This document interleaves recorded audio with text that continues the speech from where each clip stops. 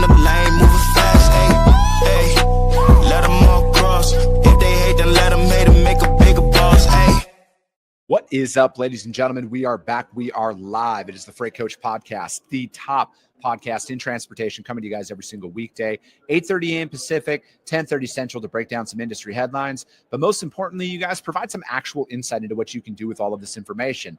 If this is your first time tuning in, welcome. This is the real side of freight, ladies and gentlemen. And I do say that before every single show. And what I mean by that is I only speak with transportation professionals, because at the end of the day, I want to talk to the right individuals who have done what you're looking to do, or who are currently doing what you're trying to achieve. So you can take that information, apply it, utilize it, and see a meaningful difference in your business and your life. We are live, TIA Capital Ideas Conference. It's not 10:30 Central like it normally is today, because people have day jobs, you guys. And like I always say, I only speak with transportation professionals. So we're going to get this out a little bit later today. But I'm joined by my friend, Kary Jablonski. Kary, it's been a long time since you've been on the show. Yeah. I think the last time you were on is when you just took over as CEO for Trucker Tools. I think that's right. I think you were the first podcast I went on. That must have been April 2022. So for at least 4 years ago. It has been. And wow. So much has changed out there. And I mean, now you're with DAT.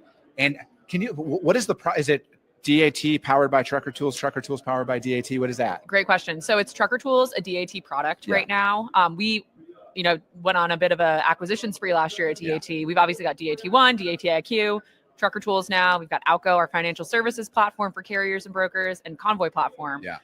It's a lot of brands. For so sure. Little, heads up to the market. We're going to be working through simplifying that over time to help our customers just understand how they can get the most value out of what we do. So for now, still Trucker Tools, still doing our thing, but very much a part of DAT. Yeah, your marketing and PR team is going to be very busy here, I think, over the next couple of months. Definitely.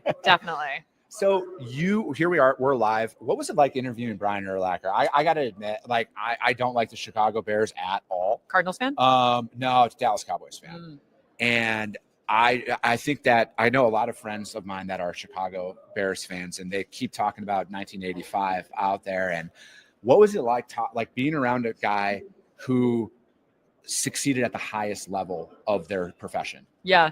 I mean, he was so easy to talk to, which, I guess is not surprising, but it really struck me just how humble and down to earth he is. And you could imagine how that is really inspiring to a teammate who's kind of just starting out, trying to, figure out how to grow his own career. So it was great. You can just tell he referenced preparation so many times, and how, every time we came back to, what helped you stand out, what made you great. It was just the preparation that he put in before Sunday was, set him up for success. And it just has me thinking about how that relates to all of our lives. Yeah. And, it's what we're doing when the lights aren't shining brightly that is going to determine what happens. Yeah. I think most people think that they shouldn't ever practice what they're doing outside of working hours, right? Like I look at, because I do a lot of sales, and I practice my pitch. Like I'd say a lot, Kary. I look like an absolute psychopath. If somebody followed me with the camera, the amount I talk to myself and recite my pitch all the time, it is because it's so rare that you get a prospect on the phone.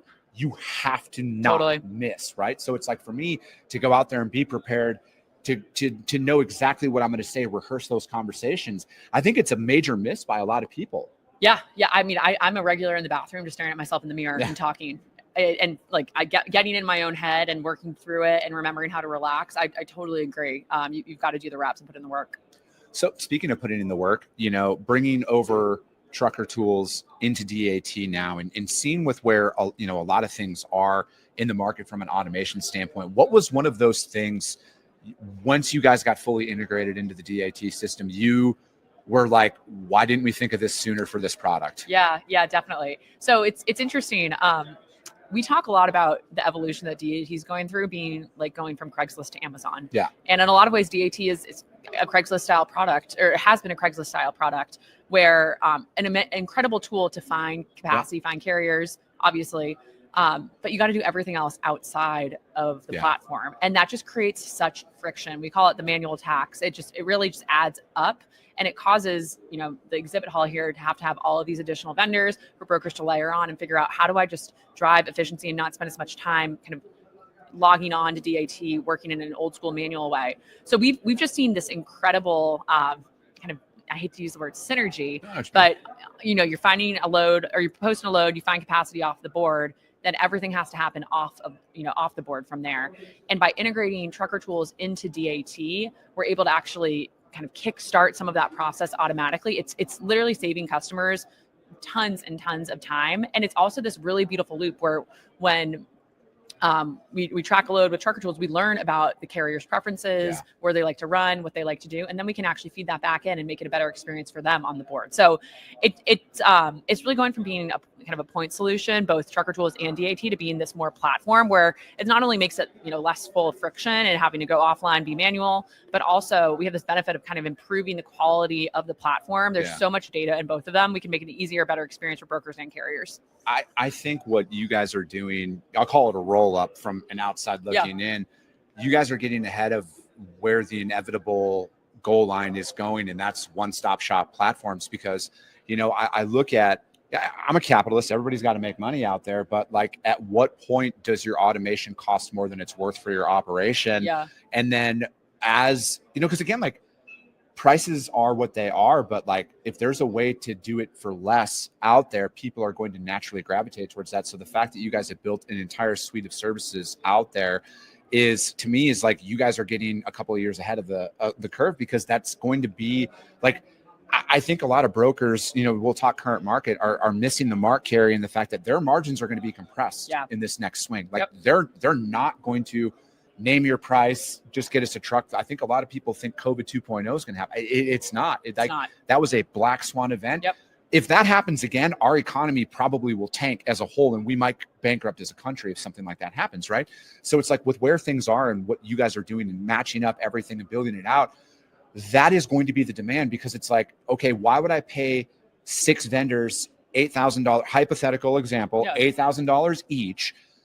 None of the systems talk. I'm using 8 separate programs, as opposed to this platform that everything is integrated. It's already into my TMS, and it's a one-stop shop. Right. I mean, you just nailed it. Exactly. And you're talking about TMS integrations too. That has been such a focus for us over the last couple of years, and continues to be. We've got a ton of meetings on site here with great partners, because that is where the work happens. And we need to be where our customers are. It's, your UX can be nice and pretty and everything, but you got to be in the workflow, and that's where it's all happening. For us, it's all about simplifying. All of these systems should be talking. They should learn from one another, all of these kind of point solutions. And we need to make it easy for carriers to find freight. We need to make it easier for brokers to feel good about who they're working with. Yeah, no, I know. And to me, it's like, with where things are trending, I don't look at where things are right now, because there's a lot of the way it's always been done going on in the market. But I look at like where things are trending. And, for me, it's like, I want to, as soon as that load is booked, I want it as hands off as possible, right? Like, yes, that communication aspect is always going to be there, but I want that to be like 5% of my time, and I truly feel that like 95% of my day should be automated, Kary, as a broker, except for that 5% when carriers need something, or when my customers need something, or when I'm selling. But it's like, I look at it, how do I automate as much behind the scenes to where my customers know exactly what's going on? Because like, I have great relationships with my customers. You know what they don't want? To talk to me on the phone every single day about every little thing. They want to go about their day. So it's like, how do we build that ecosystem up to where it's like, they are updated? If it is a hot shipment where their customers asking, hey, where's this delivery at? If you work with us, we let everybody know. But anyways, this isn't a sales pitch for me. I look at with what you guys have done with trucker tools. Your product, to me, is as efficient as I've ever seen out there. And the fact that, because we don't just pick up in major metropolitan areas, we're in rural areas of the country where traditional tracking doesn't work. And then our customers like, where's our driver at? What's going on here? The driver's not answering because they don't have cell phone service at that exact moment. But now we're getting updates that are coming through. We're like being able to send them screenshots, email them. And then that's one thing that I would love more of is like, how do I set it up to where like my customer can get updated every 2 hours, say it's like an in-transit thing? Yeah.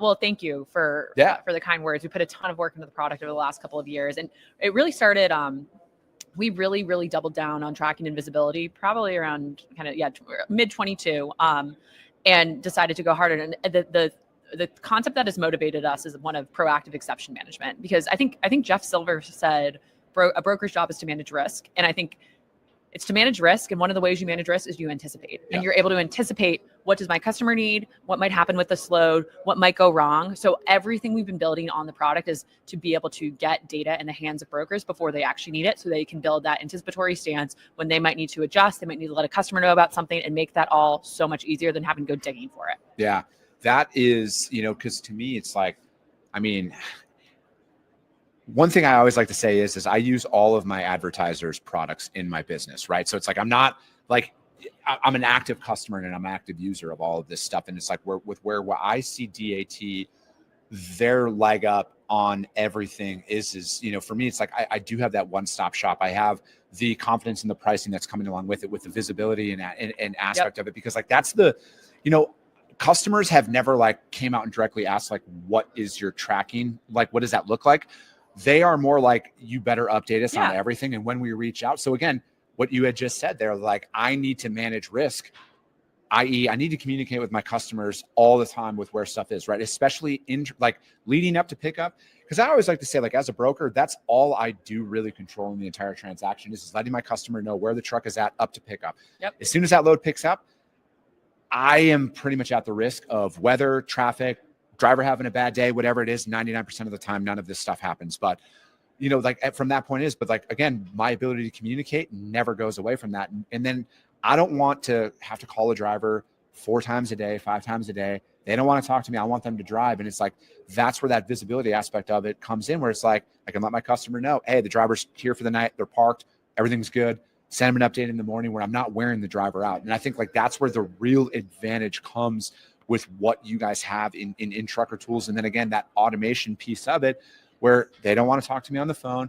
Most of my customers, they want to hear from me when something's not going according to plan. Right. Absolutely. Yeah. It's really interesting in this automation AI moment we're in. We are empowered with so much more data, but it's actually making it, I think the goal is actually not to dump all of that in one place, is to make everything simpler for our customers and reduce the number of touch points in a positive way, where you're only talking when you have value to add or an update to provide, as opposed to just kind of throwing it all over the fence at a customer. Yeah. And that's the thing is I feel like with automation in particular, a lot of individuals are going to buy it and not use it.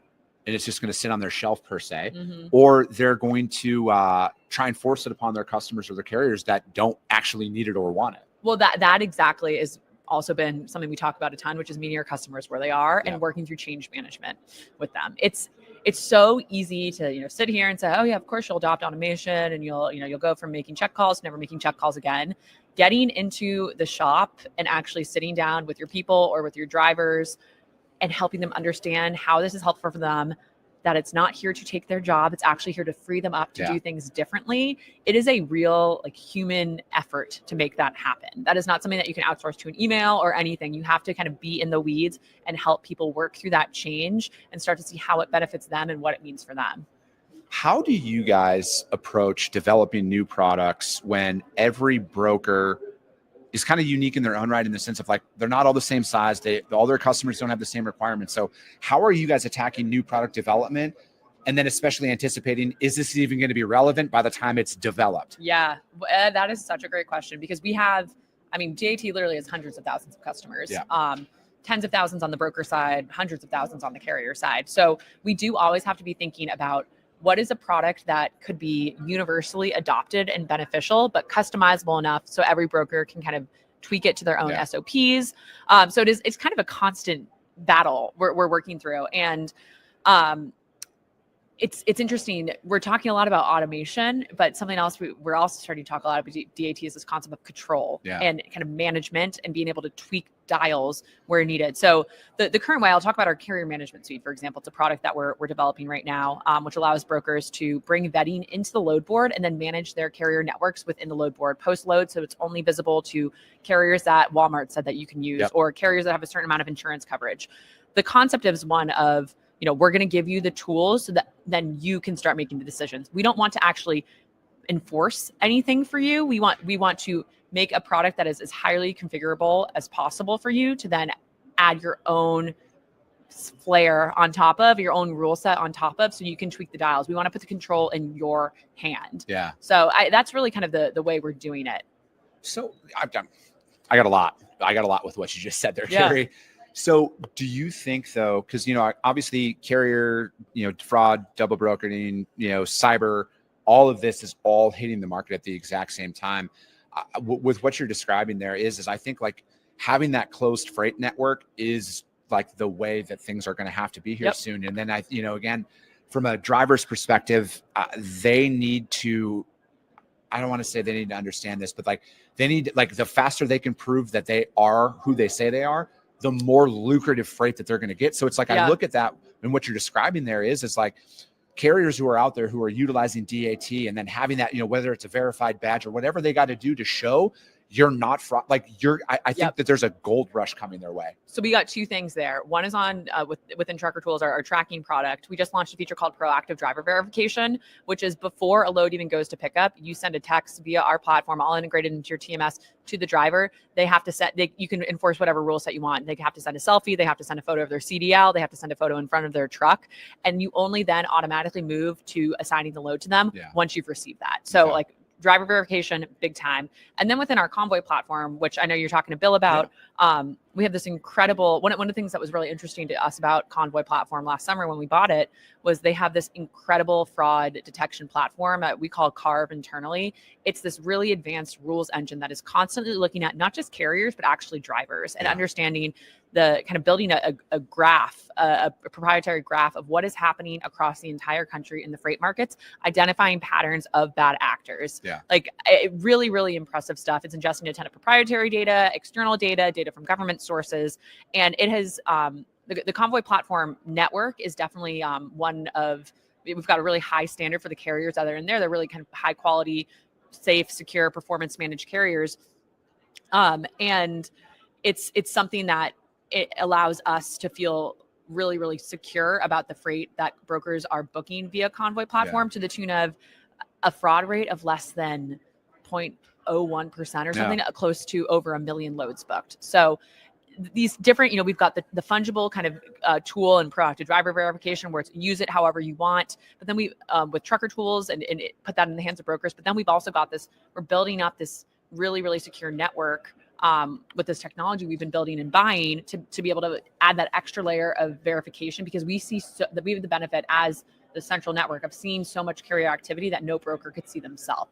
So as we start to kind of aggregate all of that, we can help brokers feel really secure about the carriers they're working with. How are you guys, now the inverse of that, how are you guys ensuring that the carriers who are searching for freight on there, the brokers that are actually utilizing that are legit, right? Because I think like that's one thing that, when it comes down to double brokering, the good carriers that are out there who are hauling the freight, they're the ones who are footing the bill more often than not, right? So it's like, what are those assurances now that like, if I'm a carrier out there and I'm out there searching for freight on DAT, that broker who's going to be tendering it over isn't fraudulent, it pays their bills, all of that stuff? Yeah, great question. This is something we spent a lot of time on over the last couple of years, and just continue to improve our onboarding verification process for brokers. A couple of specifics. One is we recently introduced, or not recently, actually, this is probably 2 years ago now, federated login or single sign-on. We find that brokers are most frequently compromised through phishing. So it's actually not something, this isn't to pass the blame, but it's not something that DAT controls. It's a broker, innocently enough, gets an email, and it's, as opposed to, at thefreightcoach.com, it's at LHE freightcoach.com. It's a one letter change. They click something, their password is compromised, and you log in at DAT, post loads.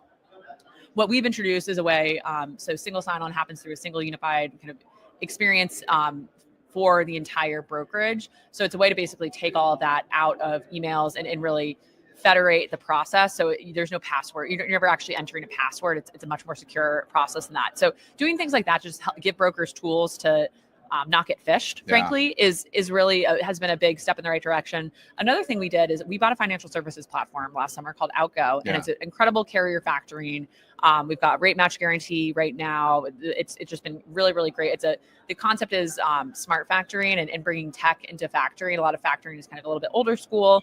So just helping carriers, they're finding jobs on DAT and now they can get paid using DAT. It's carrier side right now, but we underwrite brokers as a result, because we need to give carriers assurance that this broker, when they're looking to haul a load, is one they can work with. So we have this incredible additional kind of view on the broker industry now through our underwriting process. And we're able to see, which brokers are really standing in good health and help carriers feel really confident through, we have a black check mark on our load board that they're going to get paid by brokers. Do you think, you might not even be able to answer this, I don't know if there would be any like liability for DAT. So you just say next question if you can't. Do you think we're going to get to a day and an age where there's going to be preferred providers and they're going to be like, hey, broker A backed by DAT, check mark style thing. And then same thing with carriers, like, hey, we vetted them as well, backed by DAT. You're going to want to book these guys. Absolutely. I mean, in some ways, that's what our black check mark is today. Okay. It's kind of the early innings of that. Something else we talk about is, carriers use DAT to find jobs. Yeah. And how can we help them advertise what they can do to brokers so it's easier for each other to find, or it's easier for brokers and carriers to find one another. Yeah. And that, back to the carrier management suite that we're releasing, it's all about understanding what can carriers do, how much insurance do they have, what sort of equipment do they have a certain number of inspections, and making that really easy for them to show off on the platform, and for brokers to then be able to search and find them by those qualities, because it's going to make it's going to facilitate that match so much more easily. So I was talking about the Carve Convoy vetting engine that we have that is continuously running in the background to really, really secure the network. That is something that you can imagine we continue to scale, and really there's a badge on your profile as a carrier that says highly secure vetted carrier backed by DAT. You're going to feel very different if you have confidence in that system booking at that load as a broker. Do you think that that's going to be the expectation here sooner than later? Absolutely. Because again, like obviously there's a lot of stuff going on in DC right now at a level that I've never personally seen in the entirety of my life. And one thing that I want more than ever is the right providers taken care of. I'm sick and tired of seeing good people go out of business because of fraudulent actors who are able to operate ghost networks behind the scenes, reincarnate all of that stuff. And I think again, it's not your job per se to like stop all of that. I think that that's a federal thing. They need to be doing a better job out there. But I think the faster we can have that ecosystem of across the board, no, these guys are legit. They pay their bills on time, they pay their carriers, or this carrier's on-time performance is whatever they employ. But I think that there's a system where that works, where it's like we can highlight the right providers to keep the right people in business, because I think enough of quality providers operating at a high level is the biggest deterrent to fraud and the bad actors out there, because there will be no tolerance for it. If you're like, why would I even risk going outside of my network if I'm a shipper, if I have all of these guys who are vetted by the highest standards that are out there? Yeah, absolutely. I think you're right. I mean, ultimately it's a regulation issue and an enforcement issue, but our job is to support our customers, brokers, carriers, shippers, all of them. So anything we can do to help make transactions more secure is absolutely something we're dedicated to. Yeah, no, I love it. Kary, thank you so much for your time. You got a bunch of stuff going on today. But no, truly, I got to say this, Trucker Tools was like my literal first advertiser on this show. So it's like 5 years ago is when they came on. And the fact that I use it now in my, in multiple businesses of mine, it's just like, I don't know, it's a full circle moment. So I appreciate that. Yeah, I appreciate you as well. No. So thank you for having us and for letting us partner with you on the show. It's awesome. No, this is great. Thank you so much. But that is going to be it for today, ladies and gentlemen. As always, if you got value in what you heard and you're not subscribed, subscribe to the show, you guys. And if you're feeling ambitious, rank it on iTunes and Spotify, because if you see value, your network's going to see it as well. I appreciate you guys. I love you guys. And we'll be talking to you soon.